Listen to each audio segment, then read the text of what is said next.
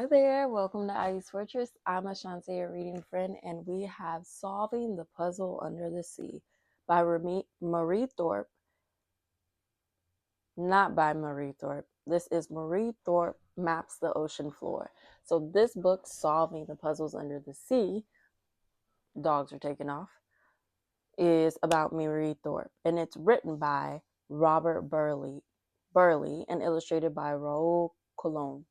So, sorry about that brief confusion. Let's read the inside cover to clear all that up. I had a blank canvas to fill with extraordinary possibilities, a fascinating jigsaw puzzle to piece together. Marie Thorpe. Marie Thorpe always loved maps. Traveling with her father to make surveys, she felt like maps talked to her. Then in college, a teacher pointed out that though the oceans cover more than half the Earth's surface, scientists knew very little about the bottom of the seas. She wondered, how deep are the oceans? Is the seafloor flat, or are there mountains on the ocean floor? In the 1940s, Marie entered a world where it was not easy to be a woman and a scientist, and having a woman on a ship was thought to be bad luck. Still, she persevered. Today, Marie Thorpe is considered one of the 20th century's most important scientists, though she is little known. Award-winning author Robert Burleigh tells the story of Marie Thorpe's imagination and determination. Luminously illustrated by Raul Colon, Solving the Puzzle Under the Sea is a book that will inspire readers to follow their dreams. Well, we could all use a little inspiration time to time to make sure that we keep our dreams in our minds and keep chasing them each day with little activities, little tasks, little things that remind us why we are trying to achieve this dream anyway. But this reminds me of something that I tell my daughter often. When it comes to people like doctors, lawyers, veterinarians, architects, a lot of those individuals had that dream stored in their hearts and in their DNA when they were very little, like months old, years old, because they saw that need, or they know in their spirit, their parents presented to them, this is a way of life you could have where you could heal other people, help other people, be there for yourself and your family. It's another way you could greatly provide for the people in your community. And it's important when we have those dreams when we're little, we keep them going daily, daily, daily. So one dream I had when I was a little kid was I wanted to teach people how to read like me, because I taught myself how to read. And through learning how to read, I learned a lot about myself. I learned a lot about my community, my teams, my friends, and it was a joyful experience. It's not something that happened in school. So that's why I hop on Ivy's Fortress and do read aloud. So what's your dream? And let's hope Solving the Puzzle Under the Sea can help continue to inspire your dreams towards the future. All right. It's enough of me yapping. And the dogs are just very mobile today. This is a Paul Wiseman book published by Simon & Schuster Books for young readers. Maps. I love them. I love the flow of colors and lines. I love the way I can trace a path with my fingers across mountains or valleys until my finger has traveled thousands of miles, from here to there on just one page. I sometimes feel a map is talking to me. Marie, it says, have an adventure, explore, discover something new. And once I did. I'm Marie Thorpe, and my love of maps began way back in the 1930s when I was a girl. My father's job was to make maps that helped fathers understand different kinds of soil and what they could be used for. I liked to watch as Dad drew his maps. Sometimes I held his pads and pencils as he worked. Dad traveled from state to state to make his maps, from Michigan to Iowa to Alabama and beyond, and the whole family moved along with him. I had attended 17 schools by the time I graduated high school. Try topping that. And I'm sure she had a blast because she had an optimistic insight about it. Sometimes in class, I gazed at a large map that hung on the wall. So rude. There was France, there was South Africa, there was China, and always the vast oceans. I had never seen a real ocean. What would it be like to look out at nothing but dark blue as far as the eye could see? When I was in college, a teacher pointed out that though the oceans covered more than half the Earth's surface, scientists knew very little about the bottom of the seas. And what did the seafloor really look like? No one seemed to know for sure. At last, I was a young scientist, graduated from college, and eager to work. But was science ready for me? In those days, it wasn't easy being both a woman and a scientist. Once I applied for a scientific job, they told me, "We don't need any more file clerks." Because I was a woman, they assumed the only thing I was capable of taking care of, their files. Mm.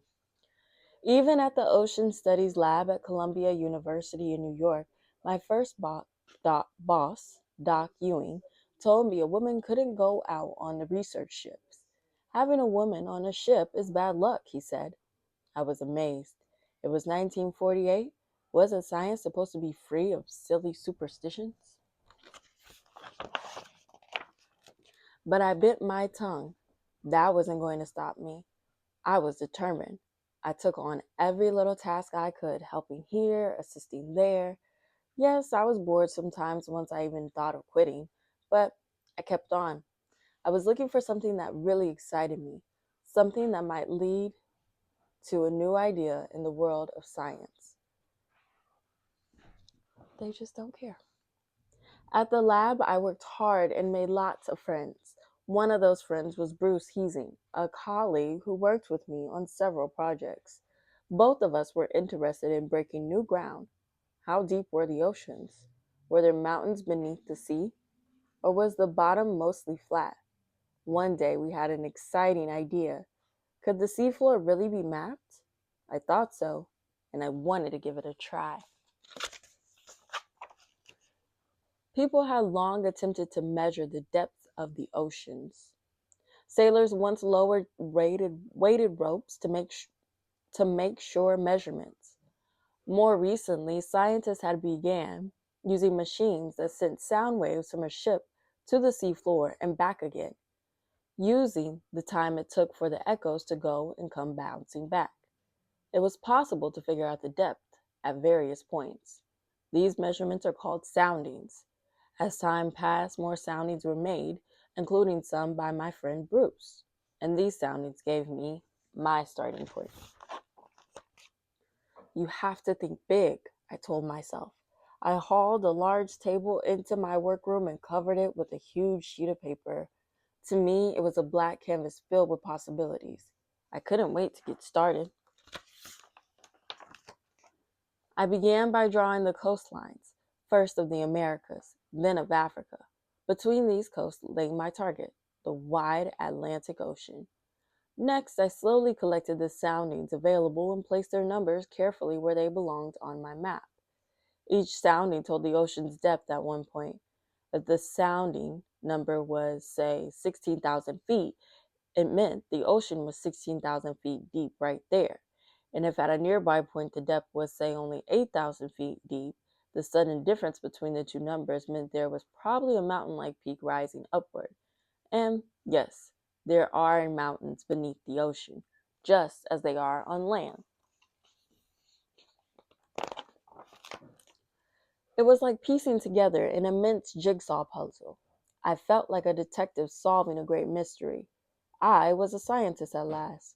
Pinpointing the soundings helped me slowly understand the shape of the Atlantic's floor, from its shallow shores to its gradual drop-offs where the water deepened, to a long underwater mountain chain called the Mid-Atlantic Ridge that ran deep below the surface, north to south. I was a kind of artist too. I used colors to show similar depths, shades of brown, blue, and green. Did all this take time? Yes. Even so, making a scientific discovery is worth it. I couldn't see it with my eyes, yet a portrait of the ocean floor was coming into view. But there was even more. Listen.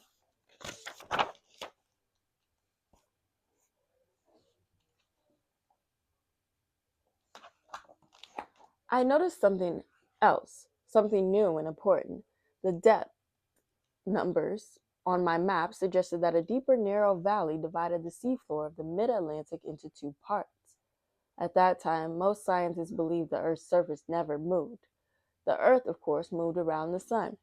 Yet the Earth's surface, so the scientists assumed, was fixed and unmoving. Other scientists, though, thought differently. They had an idea or hypothesis that the Earth's entire surface was divided into several gigantic parts or plates. They thought these plates were being forced apart by deep sea earthquakes and volcanoes that occurred along the plate's edge. And because the continents rested on these plates and moved as they moved, the new theory was called plate tectonics or continental drift. Was the new theory true? I believed it was. My map showing the deep crack or rift running between the mountain peaks of the mid Atlantic ridge was telling me so. As I continued working, others wandered in and out of my room, arguing about continental drift. Was it true? Yes, no, yes, no. Scientists are like that. They question everything. Nothing is for sure until it's really for sure. Even my friend Bruce refused to believe the new theory at first, but I ran my finger down the map, following the narrow path of the north-south shift at the center of the Atlantic Ocean's mountain chain. I smiled to myself, remembering that a picture is worth 1,000 words. Bruce at last nodded and agreed. It felt good. I knew we were changing the way people looked at the earth. We asked a landscape painter from Austria to help us with our map's final printed version. I still remember the first time I saw it, with its rich colors, many markings, plains, and peaks. I felt like an explorer, gazing at a newly discovered part of the world. Other people agreed, I guess, because when the map was published, it appeared in museums and schools and even on the walls of many homes. Was I proud of myself? You bet. I had a fascinating job that led me to map a once unknown part of the earth and to discover things as I went along. That's about as big as it gets. And yes, my map helped prove that the earth's surface is moving too. But don't worry, you won't lose your balance. We're only moving about an inch or two each year. The end. So I'm going to read a little bit about Marie Thorpe, the scientist. Marie Thorpe was born in 1920 in Ypsilanti, Michigan, was one of the 20th century's most important scientists. She was a key figure in helping to map and understand the sea floors around the world. Her work was also valuable in improving the theory of continental drift, that all the continents on Earth move very slowly toward or away from another over time. Marie had a somewhat unusual childhood.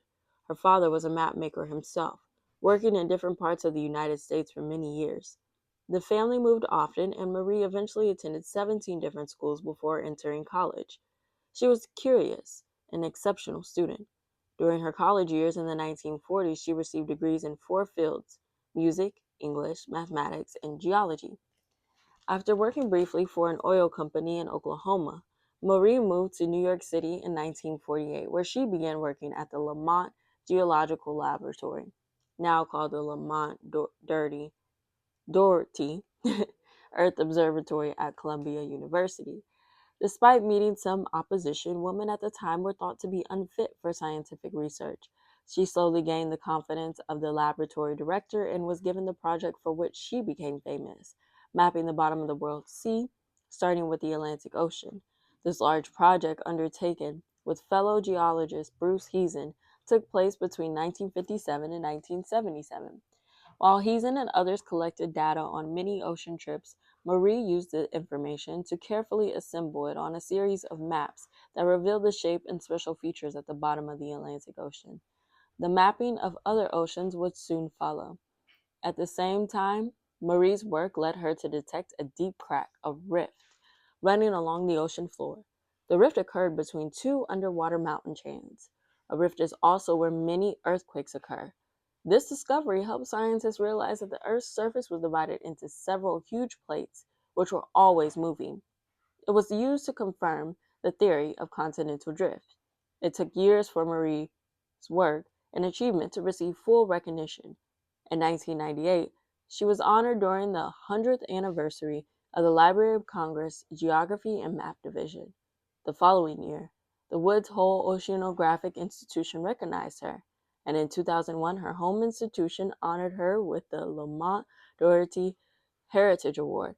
Today, a fellowship at Lamont Doherty to promote women in science through the advanced program bears her name.